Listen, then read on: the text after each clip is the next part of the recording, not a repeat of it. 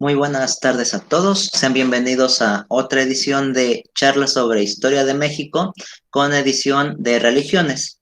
Antes de dar inicio a la sesión de hoy, quisiera extender un mensaje a todos ustedes, recordándoles que debemos permanecer en casa porque actualmente ya el virus está otra vez a todo lo que da. La ocupación hospitalaria en la Ciudad de México pues ya se está poniendo un poco más difícil y pues el contagio está básicamente en cualquier lado. Entonces, pues si les es posible, les recomiendo que se queden en sus casas, porque sí, la verdad, ahorita yo creo que ya vamos a volver a semáforo rojo. Entonces, pues sí, les extiendo este pequeño mensaje que no está de más recordarlo. También aquí en el chat les voy a dejar un pequeño video que es sobre el Museo de Antropología. Es una recolección de fotos de la sala de Paquime, que es una cultura prehispánica. Y se los recomiendo. Es del canal de donde les mando los contenidos de las charlas sobre historia de México. Entonces, pues sí les pediría de favor si lo pueden revisar, ahí para que le den una revisada. Muy bien, ahora sí, pues vamos a comenzar la sesión del día de hoy. El día de hoy contamos con la presencia de Eduardo Ramos Orozco. Algunos ya lo conocen, otros no. Eduardo ya se ha presentado aquí en dos ocasiones, en una ocasión sobre el tema de Gonzalo Guerrero, una de las personas que se le considera el de los primeros creadores, bueno, de los creadores del mestizaje aquí en América, y posteriormente participó en un conversatorio sobre la imagen del diablo. El día de hoy Lalo nos va a hablar sobre la religión católica, que es básicamente su especialidad, porque él también tiene formación como sacerdote. Les voy a leer un poco sobre él. Es originario de la Ciudad de México.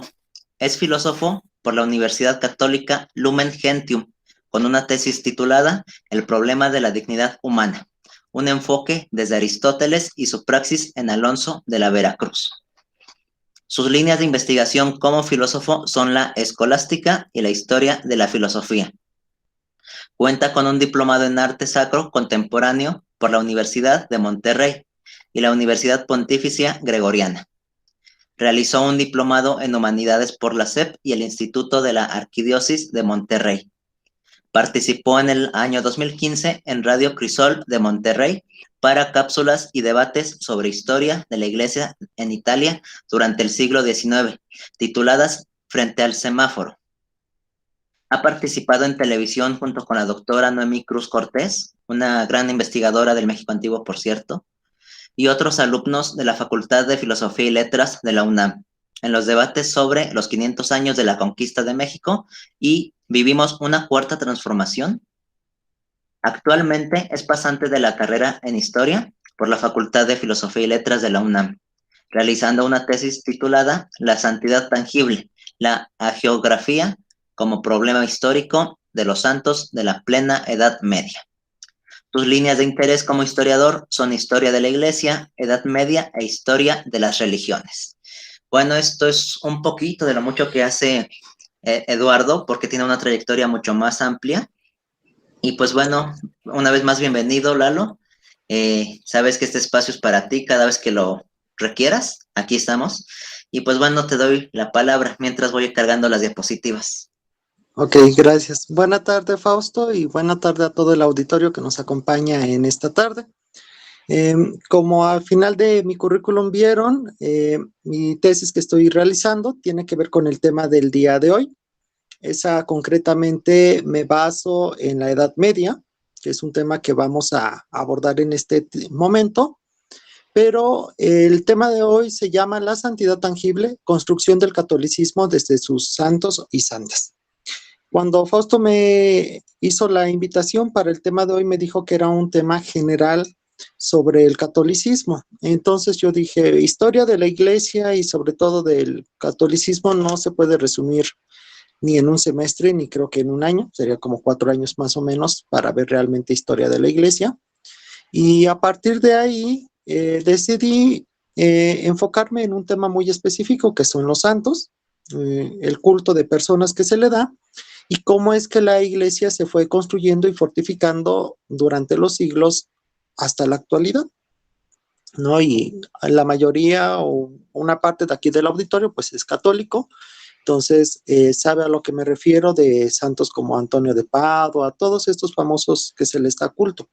Pues sí, nosotros a lo mejor conocemos la imagen, eh, el nombre de algunos, y por eso es que ubicamos, pues si este es un santo, el santo patrono del pueblo tal, de la iglesia de allá, de las devociones, pero ¿qué es lo que llevó a la iglesia a que se le permitiera dar este tipo de culto? O sea, ¿cómo fue que se construyó? Y a partir de esa construcción es como nosotros podemos ir definiendo eh, qué es la santidad. Para empezar, los santos tienen este nombre de la santidad, que es otro término, otra palabra que aparece en el Antiguo y en el Nuevo Testamento. Ya desde la tradición hebraica aparece que la santidad pues tiene que ver con el Dios Supremo, y a partir de ahí estos santos propiamente podemos decir o personas se revisten de esa santidad, por eso es que son santos. Desde el momento que ellos toman esas cualidades de la divinidad o atribuciones, entonces es que ellos van a poder participar de esa vestimenta sagrada dentro de la religión y entonces ahí se toma. El santo de los santos se toma que es Jesús, desde la tradición cristiana, y entonces a partir de ahí estas personas van a ir construyendo este tipo de concepto que es un poco más complejo. No sé si Fausto ya tenga la presentación para que podamos proyectarla. Todavía no se está proyectando. Según yo ya estaba. Bueno, de ¿Ya todos, está? Ah, ok. Sí, ya está, Lalo. ok, perfecto. En la diapositiva que dice santidad en su significación, dice del latín sanctus, del griego agios o agios, del hebreo gados, significa elegido por Dios, o bien diferenciado, distinguido. Son hombres o mujeres destacados en las diversas tradiciones religiosas por sus atribuidades por sus atribuidas relaciones especiales con las divinidades o por una particular elevación ética. Por ciertos rasgos, que es lo que decíamos, es que esa persona se va a sobresalir o se va a resaltar esto que llamamos la santidad. Entonces, vemos que se manejan dos campos. ¿Cuáles son esos dos campos? Dice, distinguido por Dios, por ser amado, por tener alguna peculiaridad agradable delante de los ojos de la divinidad, o inclusive del término ético y moral. Aquí hay un problema que dentro de la filosofía, o bueno, dentro de los filósofos existe un problema y debate. Unos dicen que la moral es una cosa y otros dicen que la ética es otra. Dentro de los estudios filológicos podemos entender que estas palabras terminan siendo lo mismo. Simplemente lo ético lo llamamos para lo de las instituciones de Estado, como la secundaria, la escuela, la universidad, y lo moral lo referimos a lo religioso. Sin embargo, en sus orígenes las dos palabras, tanto en el latín y en el griego, tienen la misma connotación. Por lo tanto, solamente podemos decir que tanto la santidad abarca en una religión, pero también en la conducta social dentro de las leyes de los hombres. Por eso es que aquí dice que el santo va a ser alguna persona, dice, con una elevación ética, con algo distinguido dentro de la sociedad. Bueno, podemos pasar a la siguiente diapositiva, la número 3, por favor, que dice infancia del cristianismo. Sí, ya está. Ok. En esa diapositiva de la infancia del cristianismo, podemos observar una imagen de la primera comunidad. Es decir, cuando el Imperio Romano cae, el cristianismo comienza a tomar un auge. Si de por sí el Imperio Romano ya estaba en un momento decadente de valores, de poder, de autoridad, es en el momento en que el cristianismo va tomando ese lugar de los huecos sociales e inclusive institucionales que va dejando el Imperio Romano. Entonces, en ese momento podemos decir que entra el cristianismo en las clases bajas, aquellas clases que fueron obreras, las clases que vivieron afuera de la ciudad, que no eran familias patricias, sino que eran los plebeyos. Y entonces, a partir de ahí, se van metiendo en esas pequeñas ramificaciones de gente pobre a la gente rica, a esas familias patricias. ¿Cómo? Pues porque tenían esclavos, tenían servidumbre, y estos a sus señoras y a los niños que muchas veces criaban las nodrizas o las nanas, se lo iban inculcando a los niños, de manera que a la élite romana fue llegando el cristianismo. El cristianismo propone una igualdad de personas para los primeros siglos, estamos hablando del siglo V al siglo VI, y a partir de ese momento es que entonces el cristianismo propone nuevas ideas que no tenía, como son la igualdad de personas que ya había mencionado, y desaparece entonces la pirámide social que tenía el Imperio Romano. Cuando estas personas se van haciendo una sola persona, porque así es como lo propone el cuerpo místico de Cristo, es decir, esa primera comunidad, van amándose como hermanos, algo que se llamaría el ágape cristiano. Ese amor fraterno que podemos tener nosotros con nuestros seres queridos o de familia, es a lo que más o menos podríamos definir el ágape cristiano. A partir de ese momento que las comunidades se van juntando y se reúnen como una sola familia para celebrar la Eucaristía, pues ese sacrificio donde se cree, se recuerda que Cristo baja en las especies del pan y del vino, y entonces a partir de ese momento vemos que no hay ningún tipo de distinción. En el Papa número de la diapositiva número 4 podemos apreciar el ambiente histórico de lo que era el Imperio Romano, y dentro de toda esa parte que nos aparece sombreada como de púrpura, podemos ver que eso fue lo que ocupó el Imperio Romano y también el cristianismo. Entonces, concretamente, antes de que iniciara el cristianismo en Roma, inició en las primeras comunidades de Oriente, es decir, en las provincias que Roma había conquistado mucho tiempo atrás, desde con Alejandro Magno. En esas pequeñas comunidades de judíos conversos es como va surgiendo la conversión de esas personas o esos adeptos al cristianismo, de esa población baja que habíamos dicho que había sido esclavizada hace tiempo, y entonces de ahí se va esparciendo esa creencia. Así como se había extendido en los siglos antes de Cristo lo que llamamos el helenismo o esta aculturación griega, y después romana, también pasó con el cristianismo igual. Cuando en esas pequeñas comunidades apartadas se va creando esta concepción de ser cristiano, pues cada comunidad lo va a vivir de una manera diferente. Es decir, pues sí creen que vino Jesús, que salvó a las personas, pero de acuerdo a la cultura, al contexto, la mentalidad o las vivencias propias, se van a expresar y comprender esos ritos de manera diferente. De ahí que durante los primeros siglos tengamos unas disputas enormes sobre los dogmas, aquellas creencias que decimos que son inmutables, pero que para aquellas personas de esos primeros siglos, pues fue todo un conflicto, porque algunos decían, por ejemplo, que Cristo, como lo propone actualmente la Iglesia Católica, pues no tenía dos naturalezas, ¿no? La humana y la divina. Unos decían que simplemente era la humana, que era un Mesías, un enviado de Dios. Los otros decían que no, que nada más podía ser la divinidad. Otras comunidades creían que, por ejemplo, Cristo no solamente eh, era hombre, sino que era el mismo Dios, y que en el momento de morir en la cruz, pues no había muerto él, que nada más era como un títere el cuerpo, y que el espíritu siempre estuvo ahí, despierto. Entonces fueron muchos problemas que fueron generando este tipo de herejías, ¿no? Por ejemplo, la de las dos naturalezas es el arrianismo, y la otra es el donatismo, ¿no? Que tiene que ver con líderes de esas comunidades que tenían dudas intelectualmente y que entonces ellos, al tener como obispo intelectual su duda, se la compartía a su pueblo, al rebaño, y ese rebaño, que muchas veces era iletrado, pues compartía su ideal, y entonces tenemos que hay pequeñas comunidades o provincias que están siendo infectadas por esos dogmas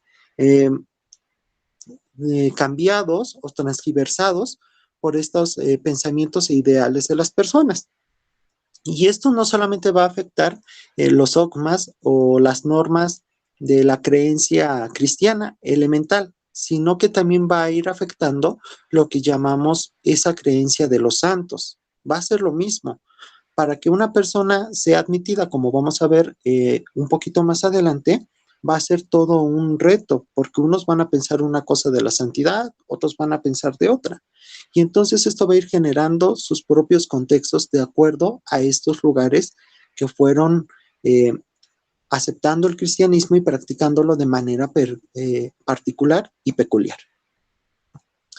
En la diapositiva número 5 tenemos una imagen de aquellas personas que fueron martirizadas, o prácticamente no solamente martirizadas, podemos decir fueron asesinadas cruelmente durante los tiempos de persecución que tuvo el Imperio Romano en sus tiempos de decadencia. Y pues tenemos aquí la imagen que podemos apreciar que están en el Coliseo Romano, y tenemos aquí pues las bestias, como se llamaba en los antiguos documentos, que son los leones, que están atacando a esta serie de cristianos. En el fondo vemos al populacho y vemos a una persona que está siendo quemada viva y a la vez está amarrada en la cruz de Cristo. La cruz de Cristo era empleada para la gente que era de lo peor, podemos decir, para el Imperio Romano, ladrones, asesinos, violadores, y fue lo que utilizaron para Cristo. Sin embargo, cuando pasa el tiempo, 100, 200 años, 500 después de la muerte de Cristo, este tipo de elementos se siguen utilizando para sus adeptos, donde decían, si presumes ser cristiano, entonces debes de morir como tu fundador, en una cruz. Y había otros que entonces se les ponía este tipo de tormentos para asesinarlos, y de esta manera, pues ya se acababa prácticamente con la plaga que llamaba el Imperio Romano, de gente que atentaba contra los poderes o los beneficios de este imperio. Recordemos que el Imperio Romano nunca se metió con las religiones. Cada quien podía vivir dentro de ese Imperio Romano con sus propias creencias, siempre y cuando le sirviera a las personas, al imperio, y le diera un beneficio. Es decir, suponiendo, si había un grupo de personas que eran del culto de la diosa Isis, que era un culto egipcio, mientras esas personas en el tiempo de guerra apoyaran al emperador y a toda la comuna, perfecto, no pasaba nada y se podía construir un templo. Pero los cristianos, a diferencia de otros cultos que ya existían en la antigua Roma, lo que fueron haciendo fue cuestionando esas pequeñas autoridades que habían y que inclusive cuestionaban la del emperador. En los relatos de los primeros santos podemos ver que se les pide que quemen o ofrezcan incienso en nombre del emperador. No era una cuestión tanto de paganismo, de idolatría como ellos lo entendían los cristianos, sino que era como lo que hoy llamamos un lábaro patrio, ¿no?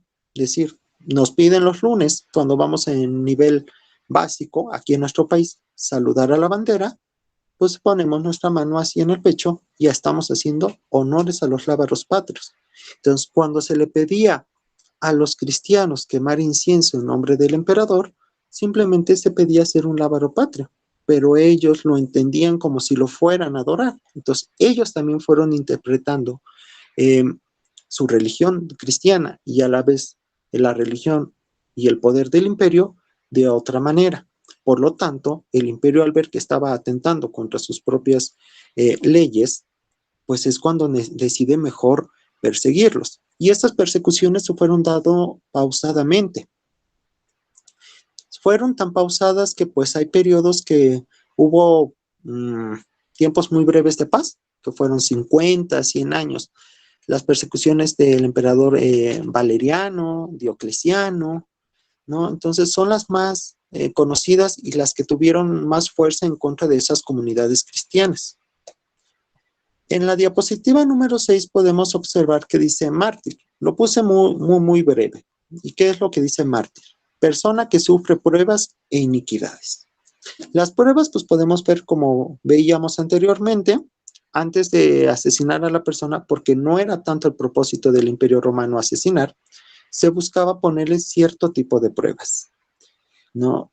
Las utilizadas actualmente por la mafia, por la violencia, por muchas veces las autoridades de los estados o de los gobiernos, ¿no? Que dice, vamos, como en México, vamos a darle el famoso tehuacanazo para que hable la persona, y entonces a partir de ahí, pues decía, este ya no soltó la sopa, entonces o lo mataban, o lo dejaban ir, o lo dejaban estar a favor de la institución.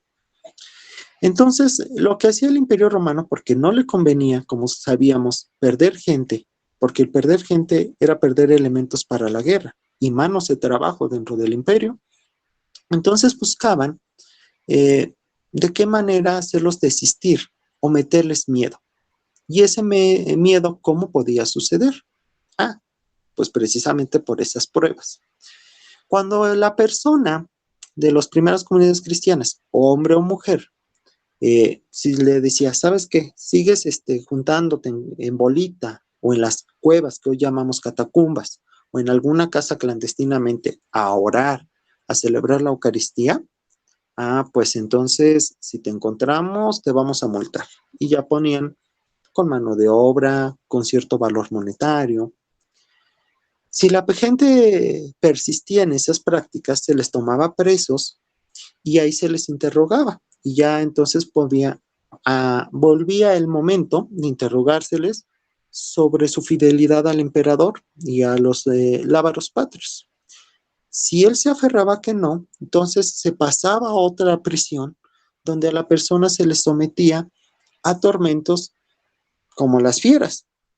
Entonces ya iba aumentando ese tipo de prueba. Y si esa persona de plano, aunque se le azotara, se le rasgara, se le mutilara algún miembro, pues se le terminaba asesinando y de manera trágica públicamente. Si la guillotina se utilizó durante la Revolución Francesa como un medio para dar miedo, para controlar a las masas y para también aterrorizar a las monarquías, entonces esto era peor, porque no solamente, a diferencia de la guillotina que veías cortar la cabeza, aquí veías cómo la gente iba muriendo lentamente y cómo sufría. Entonces eso servía de lección al pueblo. Si utilizaba los elementos del Coliseo romano de diversión con violencia, esto ya no era tanto la diversión, sino era, vean lo que les puede suceder a ustedes. Entonces todo este tipo de circunstancias fue llevando a las personas a cambiar su ideología. Pero pasa algo muy curioso. Dentro de la tradición griega y romana tenemos personajes en la mitología y los más famosos encontramos como Hércules con sus 12 pruebas que sufrió. Y a partir de ahí tenemos ciertos personajes que fueron sobresaliendo en la literatura, en las tragedias, en las comedias, y son los héroes. Para los primeros cristianos que tenían por fama, por estudio o conocimiento ese tipo de héroes, sabemos que ellos no les sorprendió eso. Lo que les sorprendió fueron los nuevos héroes que a ellos les llamaba mucho la atención, eran esas personas que fueron torturadas. Entonces, ¿por qué? Porque esas personas, después de ser interrogadas, de ser procesadas y de haber sido quemadas o asesinadas por alguna fiera o por algún guerrero, un gladiador, pues en ese momento están demostrando al pueblo que creen realmente en su Dios, en Jesús. O sea, ahí dicen, soy 100% cristiano y entonces para mí el sufrir esto es nada a comparación de lo que me está prometiendo mi nueva religión y sobre todo el fundador. Por eso bien San Pablo ya decía, para mí la vida es nada y la muerte es una ganancia, ¿no? Entonces él encuentra sentido a la vida en Cristo espiritualmente. Y estas personas hacen lo mismo. Para mí Cristo es una ganancia y la vida, perdón, si para mí Cristo es una ganancia y la vida y la muerte no tiene ningún sentido.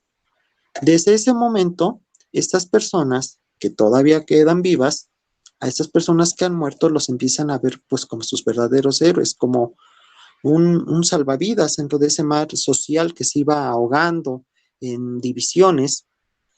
Y entonces, ¿qué es lo que pasa? Cuando una persona, después de haber sido torturada, pues simplemente ¿qué entiende uno? Ah, pues el cadáver se lo dan a sus parientes. Pero aquí empieza algo muy interesante. Sus parientes se terminan eh, peleando con el populacho por los cuerpos. Y es cuando empieza a surgir el culto a estos hombres como héroes. ¿Por qué? Porque si no podían ver a Jesús, al Mesías, pues estas personas que se sentían extasiadas por estar cerca de Dios al momento de morir, era una posibilidad terrenal y palpable, ese Dios cristiano. Entonces la gente, pues muchas veces ya no se quedaba los familiares del muertito con su pariente. El mismo pueblo decía, lo quiero. Y podemos decir, no sé, aquí en la Ciudad de México, Iztapalapa, pedía el cuerpo de algún oriundo de allá, pero tampoco pasaba muchas veces que los conocidos de donde el mártir vivió se terminaban quedando con el cadáver. A la mera hora, esa gente que seguía siendo de descendencia patricia o noble, daba dinero al gobierno para quedarse con ese cadáver y enterrarlo en su cementerio familiar. ¿Y qué es lo que empieza a suceder en ese momento?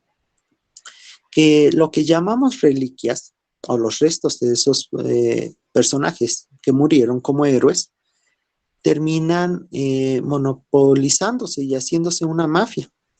De manera que solamente la gente que tuviera la posibilidad económica podía quedarse con los restos. Y ya no era decir, me quedo con la parte y la otra parte del cuerpo se lo doy a sus parientes. Era, ni modo, era tu pariente, pero yo tuve dinero para pagar ya al gobierno y de ponerme de acuerdo con los primeros obispos, pues entonces es mío. Y si quieres ir a visitar a tu familiar, me tienes que pedir permiso para acceder a mi cementerio. Y esto fue ocasionando una serie de disputas, de disgustos con la gente pobre de las comunidades cristianas. Es hasta el siglo VI que aparece este personaje, este obispo también proclamado después santo, con el que San Agustín va a tener relación, que es San Cipriano. Este es el primer obispo que funda como tal las reliquias de culto público. Él es el que dice, qué mejor que una reliquia permanezca en la misma iglesia del pueblo, puesto que los santos son para el pueblo. Ahí empieza a surgir un proceso de argumentación sobre lo que va siendo la santidad. Personajes como San Martín, obispo de Tours, o otros obispos de lo que es Anatolia, Esmirna, Irak, Irán, de estas zonas del Medio Oriente, van generando este tipo de disputas para decir, pues sí, esto nos beneficia a nosotros. ¿Por qué? Tenemos gente pobre, humilde, que va a poder tener acceso a esos nuevos héroes, pero también nos va a beneficiar a nosotros. Si yo lo tengo aquí en la iglesia, es decir, debajo del altar, de la mesa donde se celebra el sacrificio, me va a beneficiar a mí y a ellos a la vez. A mí económicamente y a ellos para tenerlos cerca. Y la gente rica que pagó al Estado, a la institución, por ese cuerpo, pues ¿qué va a hacer? Si ella lo compró, va a donar para la iglesia. Y es de manera que los templos en Medio Oriente se van embelleciendo, se va mezclando con este tipo de estilo artístico que es el arte bizantino. Y va surgiendo todo un proceso de cuestionamiento sobre los santos. ¿Qué pasa si esas personas se echan para atrás? hasta el momento hemos hablado de los que dijeron, pues acepto que me interroguen, que me maltraten, que me mutilen, que me arrojen al fuego o que muera yo por las fieras. Sí, hasta el momento hablamos de ellos. Pero ¿qué pasa con los que, no sé, en el primer cuestionamiento les dijeron, echa incienso y ya no te vamos a matar a ti ni a tu familia, y lo hicieron?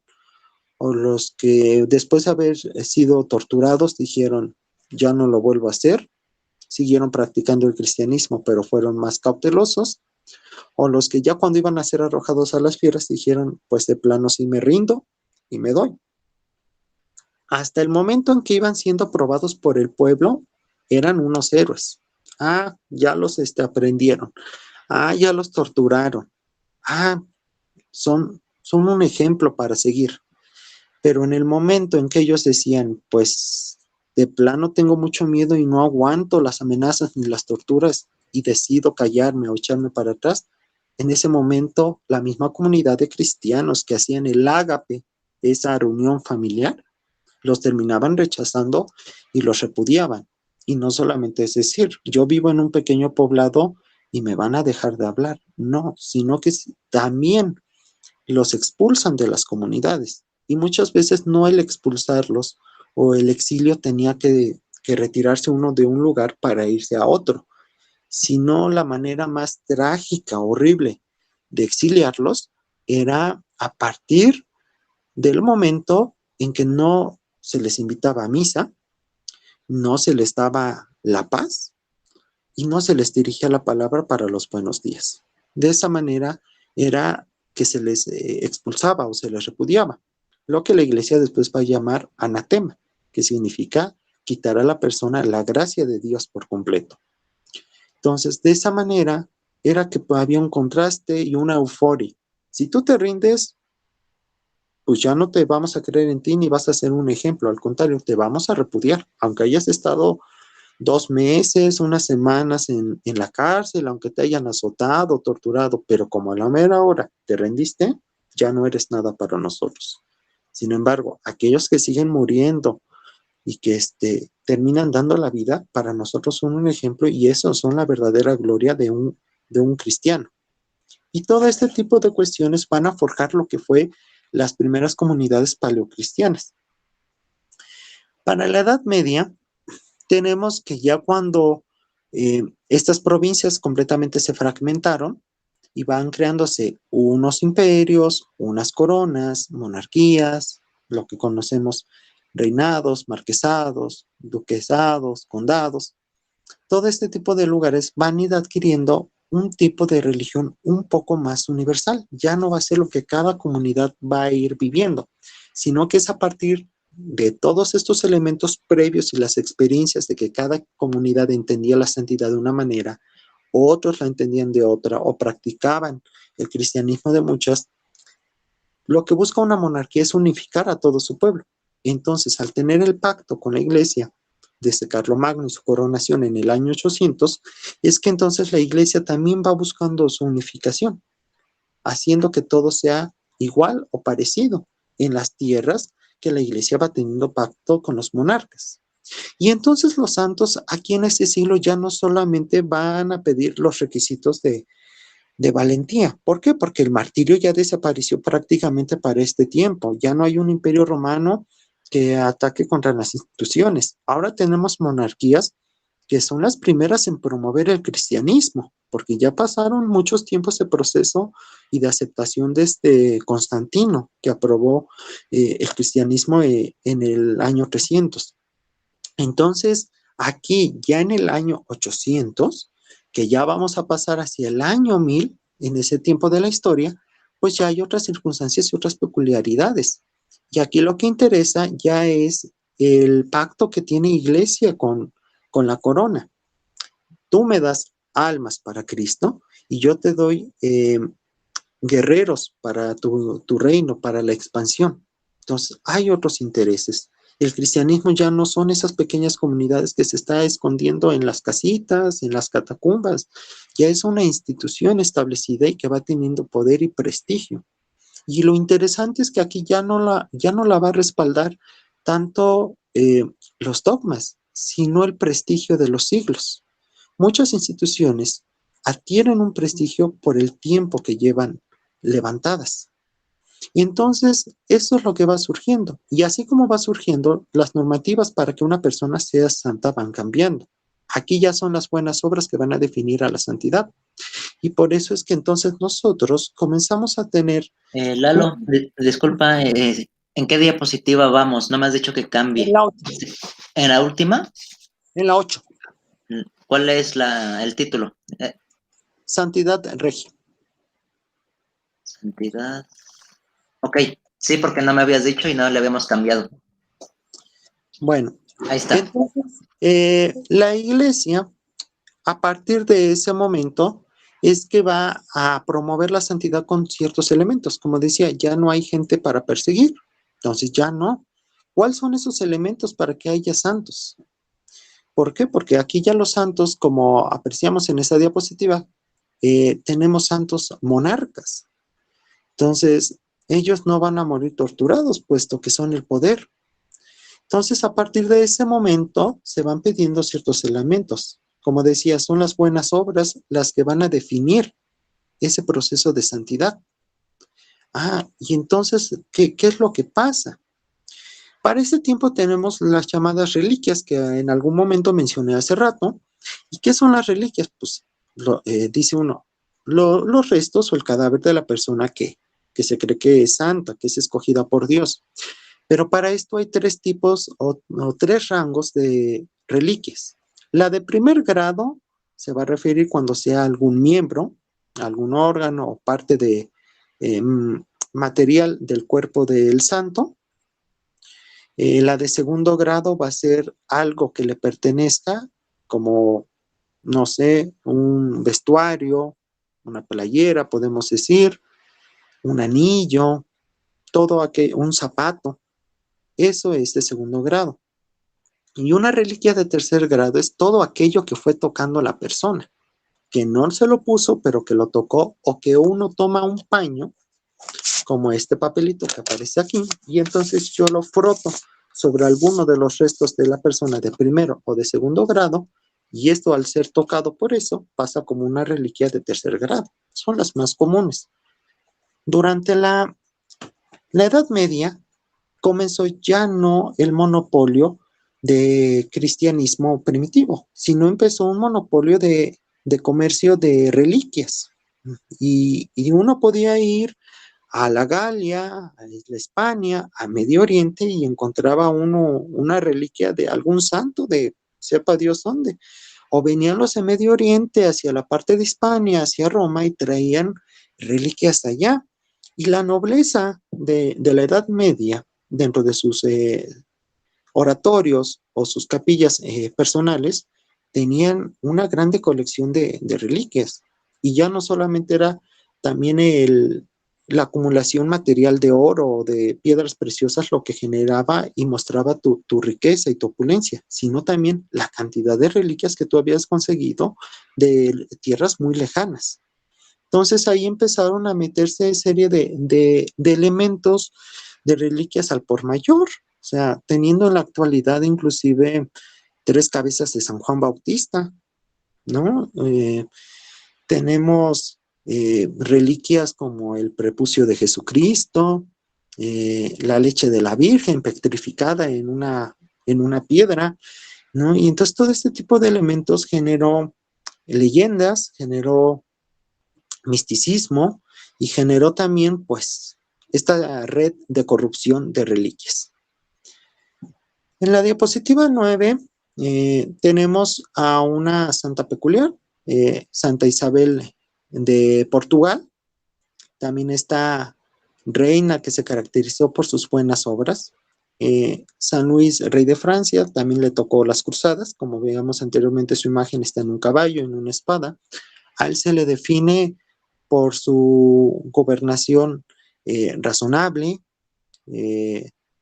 por ser bondadoso con el pueblo, por preocuparse por él, y Santa Isabel de Portugal, sobre todo, por haberse preocupado por los pobres. O sea, vemos que no hay algo como tal, podemos decir, extraordinario, pero eso fue lo que los caracterizó.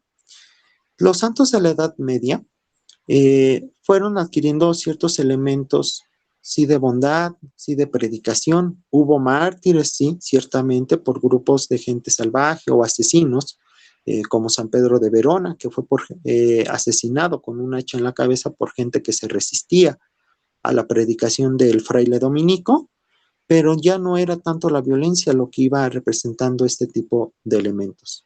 Lo interesante no solamente era la santidad regia o de personajes políticos de la época, también surgieron los llamados santos leyenda.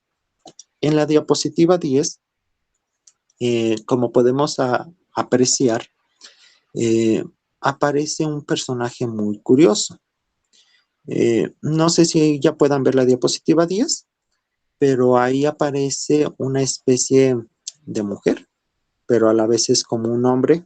Podríamos decir que es como un personaje transgénero, como llamaría los estudios de historia del género, pero es una santa que no existió ni santo, o sea, es un mito. ¿Y quién es este personaje? Es Santa Wilfrida.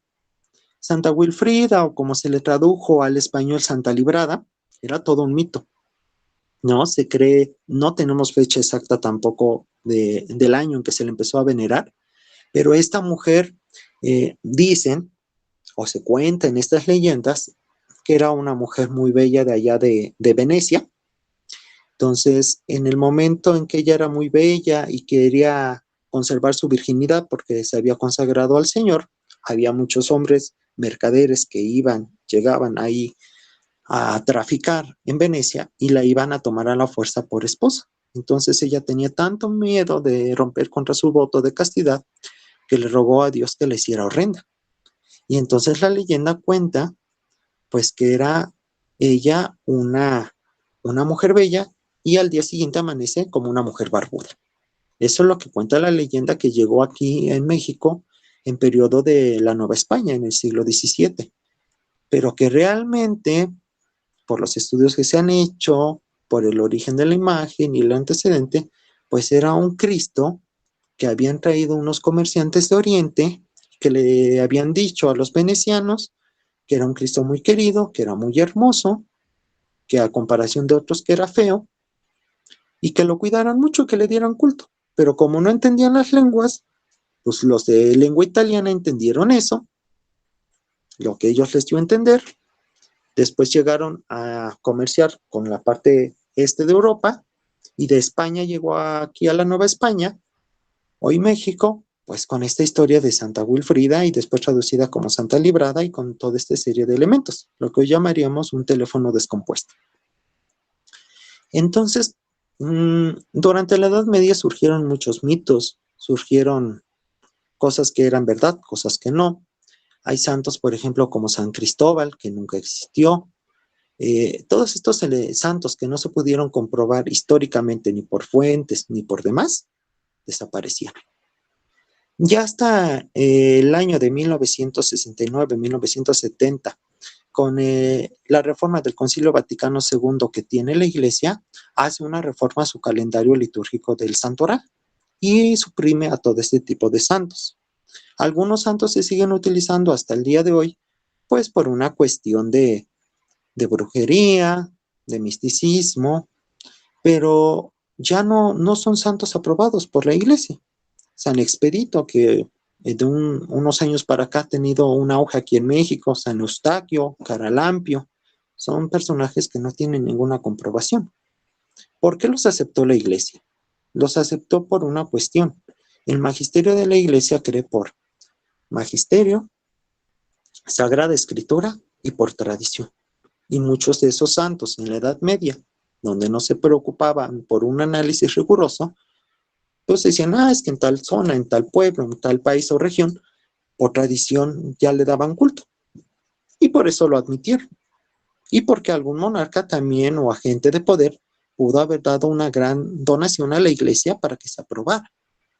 Pero ya de ahí en fuera la iglesia trató de rectificar ese tipo de dudas y pues de esclarecer de que realmente para que una persona fuera aprobada en el culto, fuera venerada, se tenía que cumplir con ciertas normas.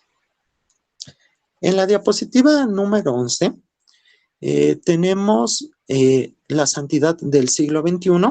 Les acabo de poner el caso más famoso o reciente que tenemos. El último que teníamos era Juan Pablo II, pero este es un caso de santidad de 2 meses. Entonces, ¿qué es lo que sucede? ¿Cómo es posible que la santidad de esas primeras comunidades cristianas del siglo IV siga vigente hasta el siglo XXI? Claro, fueron cambiando con una serie de circunstancias muy diferentes. El personaje que tenemos aquí se llama Carlos Acutis, es un joven adolescente italiano que fue a final de cuentas venerado por una promoción de algunos conocidos y entonces se sometió a varios exámenes. Lo que me interesa resaltar de aquí es cómo la Iglesia ha ido modificando sus elementos para estudiar la santidad y entonces que ha establecido normativas muy rigurosas para aceptar a una persona dentro de su culto. Para ello existe una congregación que se llama Congregación para la Causa de los Santos. Es como un cuerpo institucional dentro del Vaticano, que ahí se mete a peritaje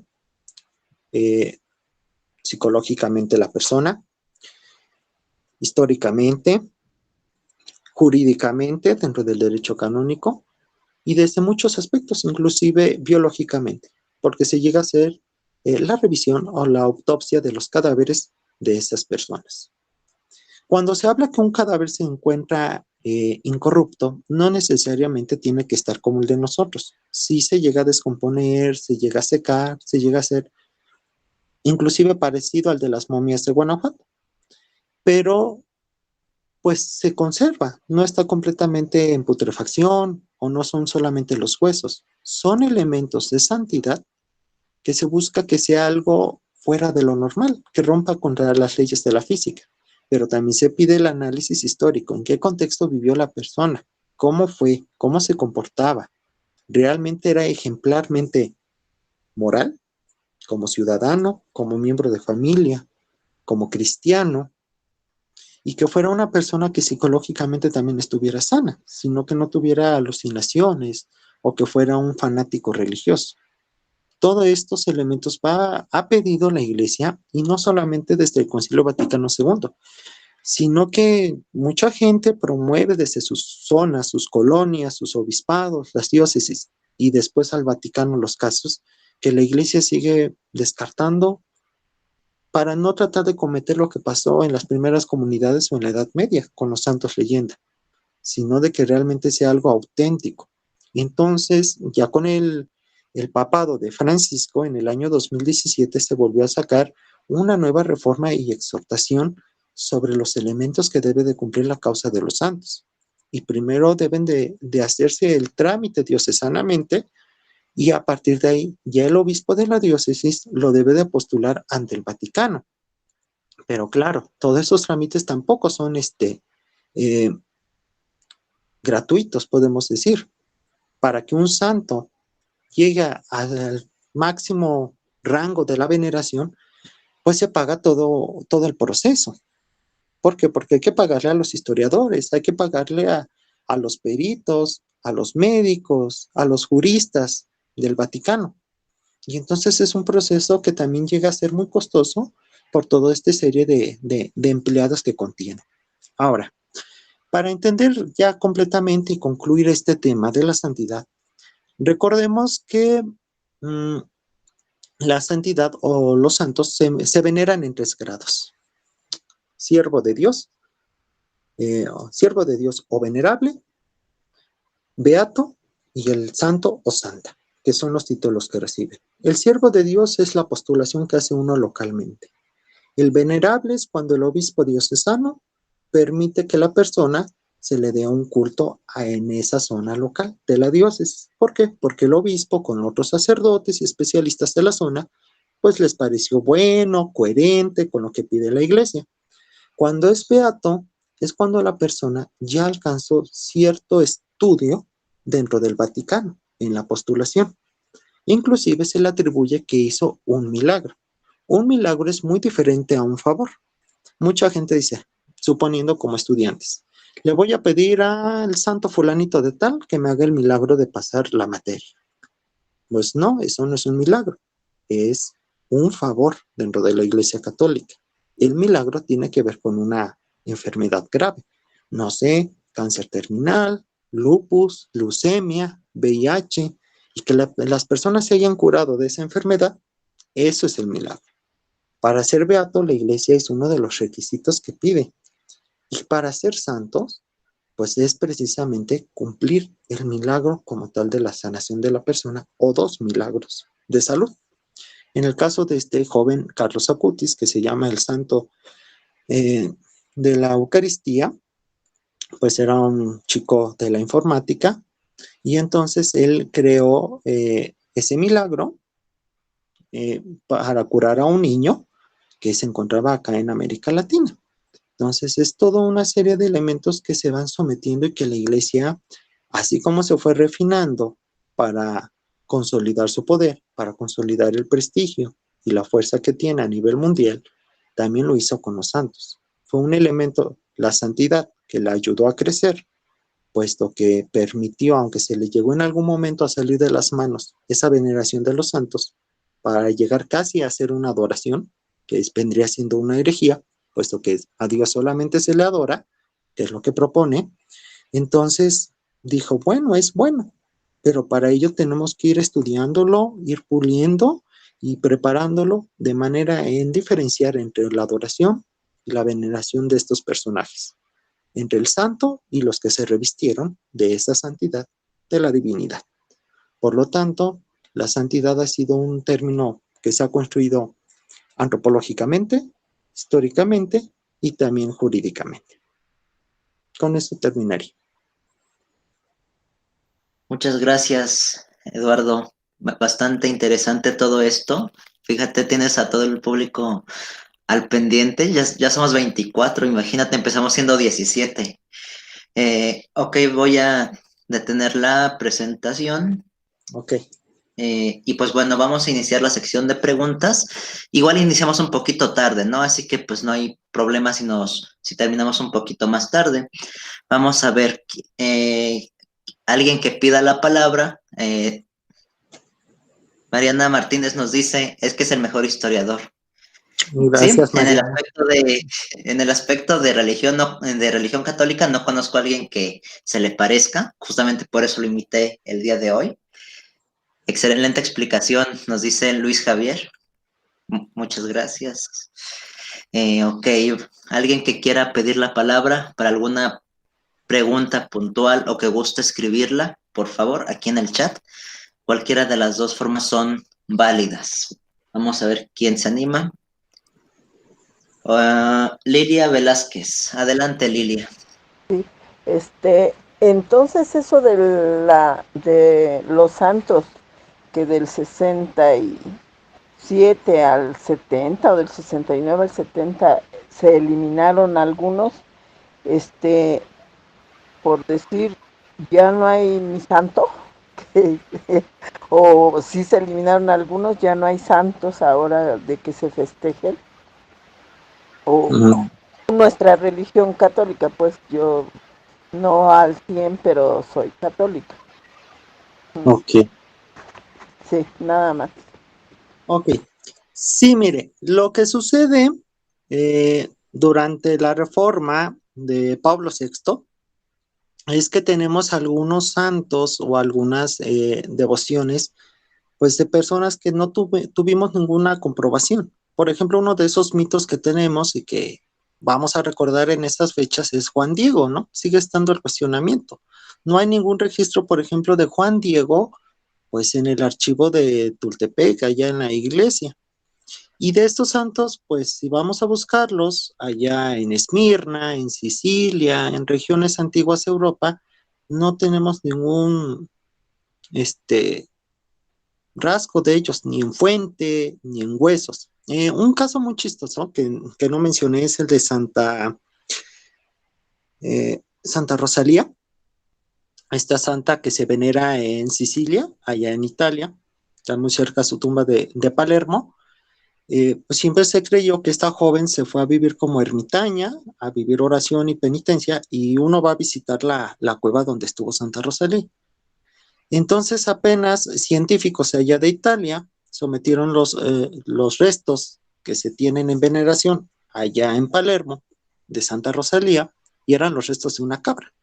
Entonces no fue los restos de ninguna mujer ni de un ser humano, era una cabra. Entonces, sin embargo, como son cultos ya muy arraigados y muy viejos en las regiones, pues no se pueden suprimir. La iglesia ha permitido que se celebren donde ese santo era el patrono o el pueblo lleva su nombre, pero nada más. De ahí en fuera ya no hay nada, nada como palpable. Entonces, si había un santo aquí en México que tuviera ese nombre, pues se permite que en la iglesia de aquí del centro histórico se le venere, pero ya a nivel arquidiócesis o a nivel mundial, ya no. O sea que ya no se venera a Santa Rosalía, o uno al menos aquí de la Iglesia Católica, pues a veces sí lo venera porque pues no, las creencias. Ahora sí cada quien hace su religión a su manera, el pueblo así es. Claro, De sí. es parte de la piedad popular. Ya dentro Ah, de la liturgia oficial, ya no. no. Bueno, gracias. De nada. Muchas gracias, Lilia. Vamos por la siguiente pregunta, Lalo, te la voy a leer. Eh, Iris Camacho nos pregunta lo siguiente. Estos primeros cristianos de que se hablaba a lo largo del Imperio Romano son los que corresponden a la llamada diáspora judía. Esa es la primera pregunta. Y la Ajá. segunda, ¿el anatema sería el equivalente a la excomunión? Y como comentario te dice que es un excelente trabajo. Muchas de las preguntas que tenía las contestó José dentro de su exposición. Muchas gracias. Ok. Eh, Creo que dentro de los primeros santos, en la pregunta que hace es un poco más complejo. ¿Por qué? Porque ella está abordando el término de la diáspora. Ciertamente sí son santos de la diáspora, o la gran diáspora como se le llama, eh, pero pues son elementos que se van mezclando entre la diáspora que hubo y entre las personas que fueron mártires. Son santos, por ejemplo, hay una gama infinita de mártires, o sea, podemos decir miles, pero que se han venerado localmente. Y solamente algunos han quedado como de más renombre o más prestigio, ¿no? Santa Lucía, Santa Cecilia, la patrona de los músicos, San Pancracio, patrono del trabajo, pero sí, son santos que se relacionan entre la diáspora y entre las persecuciones que hicieron sobre todo Diocleciano y Valeriano. La otra pregunta, ¿cuál era? Perdón, ¿me la puedes repetir? Sí, la segunda es, ¿el anatema sería el equivalente a la excomunión? Ok. Eh, mm, Podría decirse que sí, pero no tanto. El anatema es inclusive peor. El anatema, con el cisma de la iglesia en 1054, el Papa Gregorio VII pues, se lo quitó a Juan el Ecuménico, el obispo de Constantinopla, y, por ese pleito que tuvieron del credo. Y entonces la excomunión simplemente no te permite comulgar, ni te permite participar de la misa. Pero el anatema es quitarte completamente la gracia de Dios. La excomunión, pues sí, no puedes participar de la asamblea de cristianos en la misa ni confesarte. Pero el anatema es que por la autoridad que Cristo cimentó en Pedro, pues te están quitando completamente esa gracia. Y esa gracia, pues se supone que te la quitan hasta después de la muerte. Y es algo terrible. Eso es lo que se propone. Ya dentro de la teología, pues ya es otro término muy diferente hablar de gracia, piedad y misericordia de Dios. Pero es un equivalente.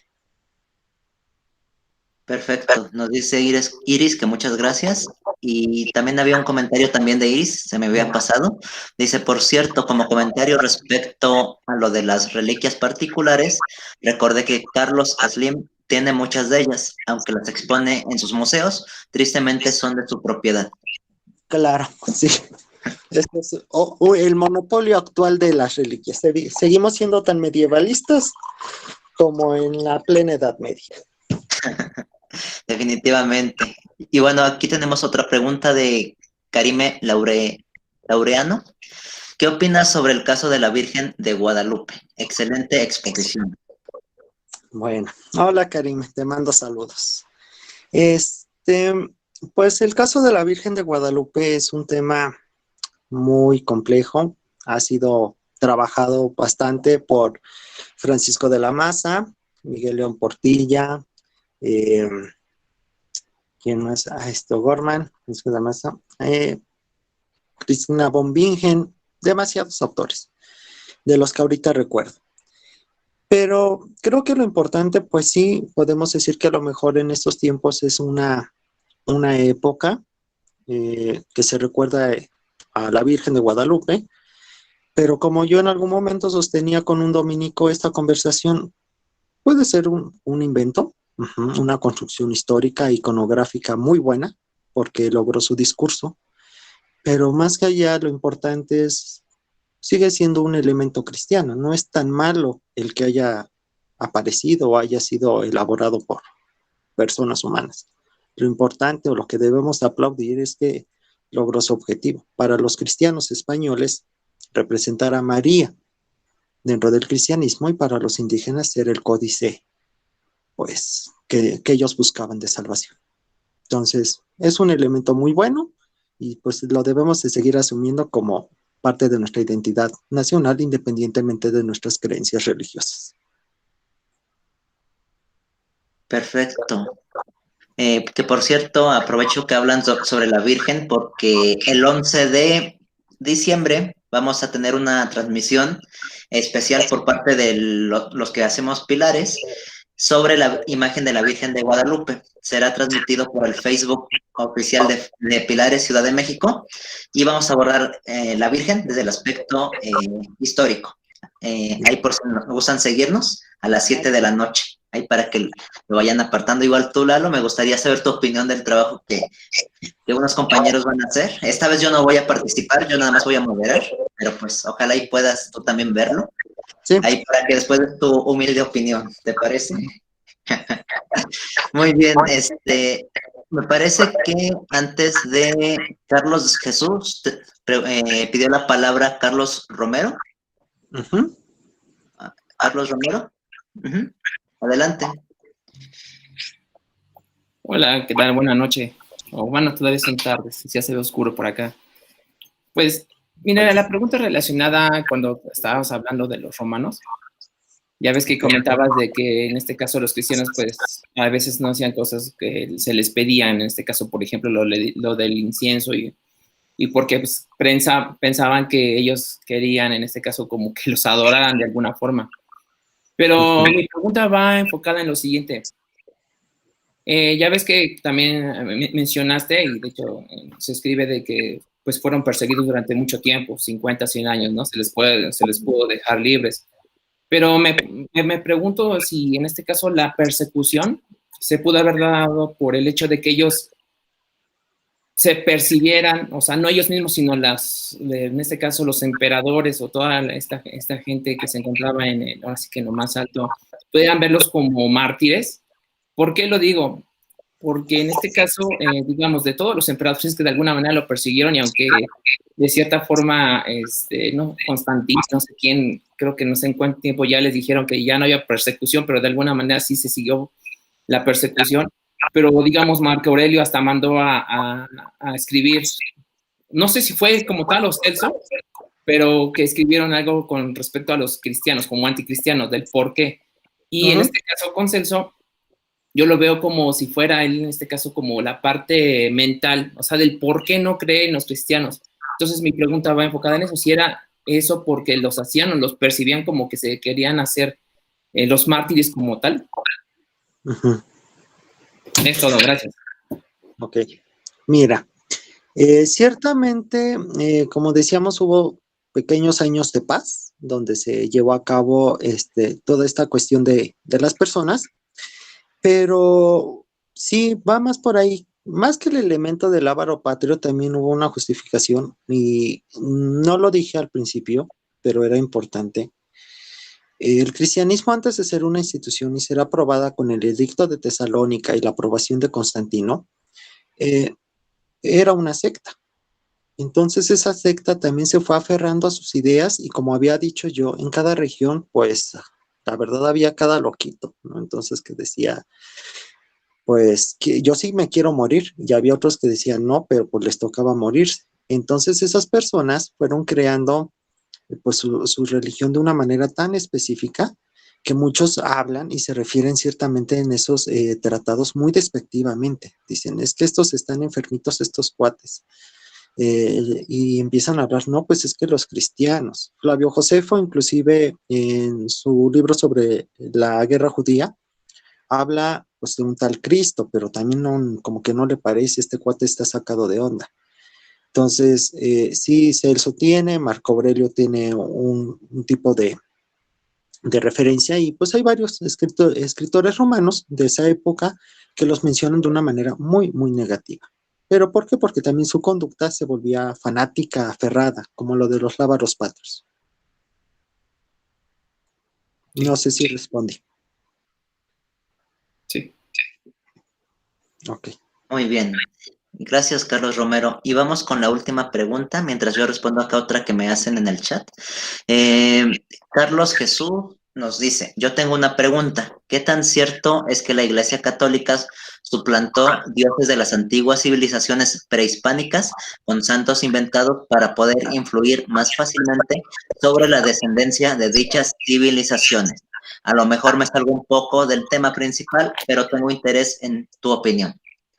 Ok, pues mira, podríamos resumir que sí suplantó a algunos dioses.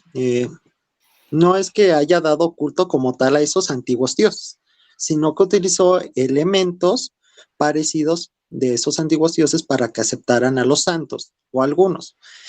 Por ejemplo, para los indígenas de Chiapas, hay gente y de Guatemala, por ejemplo, ahí la zona del Petén, que Dios es una cosa y Jesucristo, que es el Señor del Monte, es otra.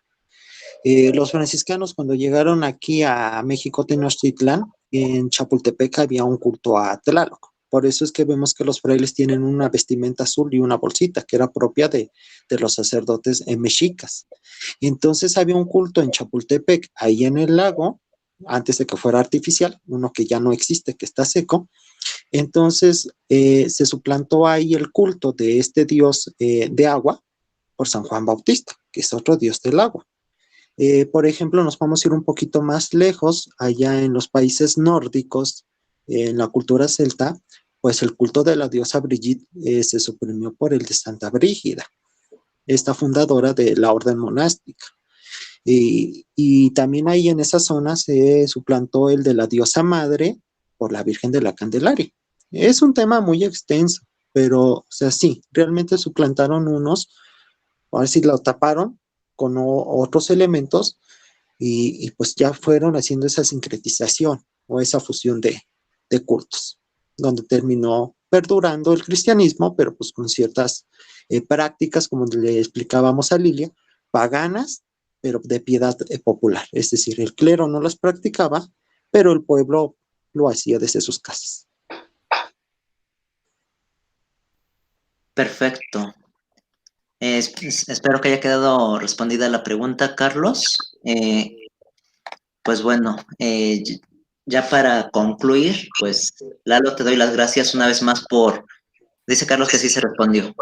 Perfecto. Pues te agradezco que hayas estado aquí con nosotros una vez más. Me comentó Mariana que también se tiene pensado en un evento en vísperas de Navidad, abordarla desde alguna perspectiva. Y pues si tú y Mariana quieren, igual vamos a hacer un conversatorio como el que hicimos sobre la imagen del diablo. Los conversatorios, la dinámica es un poquito diferente, se hacen mediante YouTube y ustedes ahí ponen sus preguntas y las vamos respondiendo durante el conversatorio. Ahí, en su momento, pues estaremos dando las indicaciones al público que nos acompaña. Y pues bueno, ya para finalizar, les recuerdo, nos quedan 2 sesiones. Este tema es muy extenso, muy buen resumen de la definición de la santidad a través de la historia. Gracias. Al contrario, Claudia, gracias por acompañarnos. les digo, nos quedan 2 sesiones. Una de religión protestante, bueno, reforma protestante en sí, y la otra sobre religiones afrocaribeñas. Es decir, nos quedan 2 jueves y pues cualquier cosa estamos en contacto vía correo electrónico y también les invito a que el día de mañana nos acompañen en un conversatorio que vamos a tener sobre masonería, sobre desmitificar la masonería a las 7 de la noche por el canal de Facebook en el que les mando los videos. ¿Cómo? Entonces, así quedamos y pues les agradezco que nos hayan acompañado. Una vez más, Lalo, gracias. ¿Algún último comentario? No, pues gracias a ti que siempre nos invitas y al auditorio que pues también le interesan estos temas. Muchas veces piensan que lo religioso es como que hay medio aburrido, pero siempre hay datos muy curiosos que nos permiten comprender lo que creemos o lo que simplemente pues necesitamos conocer por cultura general. Sí, y pues ya nos damos cuenta de que el estudio de las religiones no es aburrido siempre y cuando sea analizado y no simplemente memorizado. Pues bueno, aquí les dejo en el chat para los que no tengan mi correo. Si quieren entrar al conversatorio de YouTube y tienen alguna duda, pues ahí me pueden escribir. Y pues bueno, estamos en contacto. Le doy gracias a ustedes por acompañarnos y a ti, Lalo, por esta presentación en nombre del programa Pilares del Gobierno de la Ciudad de México. Y pues estamos en contacto. Hasta la próxima. Hasta luego. Buenas Gracias. noches. De nada, hasta luego. Gracias. Cuídense. Gracias. De nada.